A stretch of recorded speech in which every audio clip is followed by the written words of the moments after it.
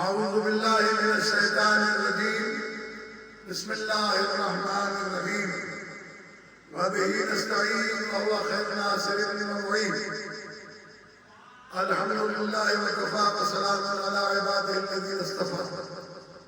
برادران عزیز، تمام اہل ایمان کو میں اپنی جانب سے مبارکباد پیش کرتا ہوں عید کی، اور ساتھ ہی یہ بھی سمجھا دینا چاہتا ہوں کہ عید کسے کہتے ہیں۔ عید کا لفظ ہے، اس کے اصل معنی ہے عادہ، یعود العود، عود کہتے ہیں پلٹنے کو، عود کہتے ہیں پلٹنے کو۔ عید کا مطلب ہے گناہوں سے نیکی کی طرف پلٹنا۔ وہ شخص جس نے اپنے آپ کو ماہ مبارک رمضان میں تمام گناہوں سے محفوظ رکھا ہو اور ماہ مبارک رمضان میں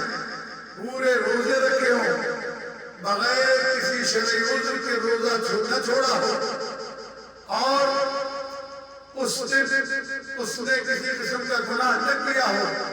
اسے عید کہتے ہیں۔ ورنہ گناہان کبیرہ و صغیرہ کو انجام دینے والا ماہ مبارک رمضان میں دوسروں کی غیبت کرنے والا، ماہ مبارک رمضان میں دوسروں کو اذیت پہنچانے والا، ماہ مبارک رمضان میں خود پیٹ بھر کے کھانے والا اور فقیروں اور غریبوں کا خیال نہ کرنے والا، تمام تر اہل محلہ پڑوسیوں کا خیال نہ رکھنے والا، صلہ رحمی نہ کرنے والا، عزیز و اقارب کے ساتھ اچھا سلوک نہ کرنے والا، اسے کوئی حق حاصل نہیں ہے کہ وہ عید منائے۔ عید نئے کپڑے پہننے کا نام نہیں ہے، عید نئے جوڑے سلوانے کا نام نہیں ہے، عید نئے جوتے خریدنے کا نام نہیں ہے۔ عید نام ہے اللہ کی معصیت سے اپنے دامن کو بچانے کا۔ جس نے بھی اپنے آپ کو جس دن بھی، ہر عام دنوں کے اندر بھی اگر گناہوں سے اپنے آپ کو بچایا ہے تو وہ دن اس کے لیے عید کا دن ہے۔ یہی قول معصوم بھی ہے کہ ہر وہ دن تمہارے لیے عید کا دن ہے جس دن تم معصیت پروردگار سے بچتے ہو۔ عزیزان گرامی، اس مہینے میں خداوند کریم نے رحمت برکت نازل کی۔ اللہ کرے کہ ہم نے اس سے پورا فائدہ اٹھایا ہو اور اس کے پورے فیض برکات سے فیضیاب ہوئے ہوں۔ اگر ہم نے ماہ مبارک رمضان کے اندر وہ تمام کام نہیں چھوڑے جو عام دنوں میں ہم کرتے تھے تو فرمانے مولا کائنات علی بن ابی طالب علیہ السلام، میرے مولا ارشاد فرماتے ہیں کہ بہت سارے روزہ دار وہ ہیں کہ جنہیں روزے میں سوائے بھوک اور پیاس کی تکلیف اٹھانے کے اور کچھ بھی حاصل نہیں ہوتا۔ اللہ تبارک و تعالی ہمیں واقعاً اس گزشتہ مہینے کی تمام فیض و برکات سے فیضیاب ہونے کی توفیق عنایت فرمائے۔ آج میں نے 29 ماہ رمضان کو یہ ویڈیو ریکارڈ کی ہے تاکہ عید سے پہلے میرا پیغام آپ تک پہنچ جائے اور آپ عید کو ایسے منائیں جس طریقے سے عید منانی چاہیے۔ فطرہ نکالیں آج ہی، غریبوں کو بطور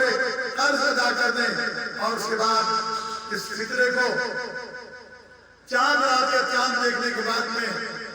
فطرے کے اندر شامل کر دیجیے گا۔ عید کے دن یتیموں کے سر پہ ہاتھ رکھیے گا، یتیم غریبوں کے دل نہ توڑیے گا۔ جس طریقے سے آپ اپنے بچوں کے ساتھ گلے ملیں، جس طریقے سے آپ اپنے بچوں کے ساتھ پیار کریں، اسی طرح یتیموں کے ساتھ پیار کرنا، اس لیے کہ یتیموں کے ساتھ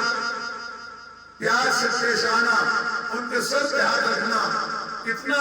عظیم ثواب ہے کہ سرکار ختم مرتبہ صلی اللہ علیہ وآلہ وسلم کا فرمان مفہوم فرمان کا یہ ہے کہ اگر کوئی شخص کسی یتیم کے سر پہ ہاتھ رکھتا ہے تو جتنے بال اس کے ہاتھ کے نیچے آتے ہیں اتنا گناہ اللہ تبارک و تعالیٰ اس انسان کو معاف کر دیتا ہے۔ اور ارشاد ہے کہ فَأَمَّا الْيَتِيمَ فَلَا تَنْهَرْ، دیکھو کبھی بھی یتیم کو جھڑکنا نہیں، یتیم کے ساتھ پیار کے ساتھ پیش آنا۔ ایسا نہ ہو کہ اسے اپنا باپ یاد آ جائے، بلکہ شریعت میں حکم ہے، سرکار ختم مرتبہ صلی اللہ علیہ وآلہ وسلم کا فرمان بھی ہے اس کا مفہوم یہ ہے کہ جب کوئی یتیم کھڑا ہو تو اپنے بچوں کو پیار نہ کرو،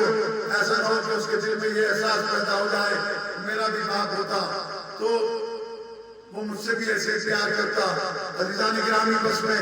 اپنی بات کو تمام کرتا ہوں یہ کہہ کر کہ عید کے دن تمام غربا سے اس طریقے سے ملو کہ انہیں اپنی غربت کا احساس ختم ہو جائے اور اپنے اللہ کے دیے ہوئے رزق سے ان کی امداد کرو